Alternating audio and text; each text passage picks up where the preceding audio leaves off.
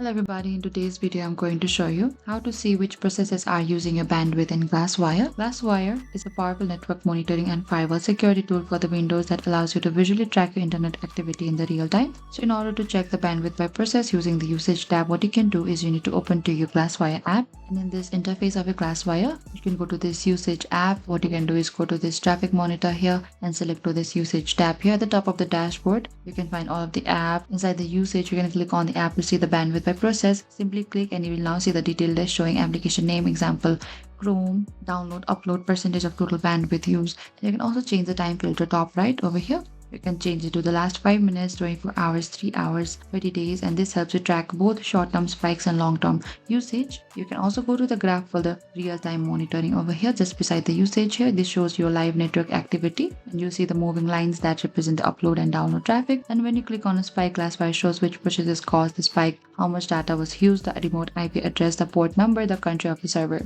And monitoring processes help you detect hidden background apps, save data on limited internet plans, improving gaming performance, increase privacy and security. In using Glasswire, you can clearly see which processes are using your bandwidth.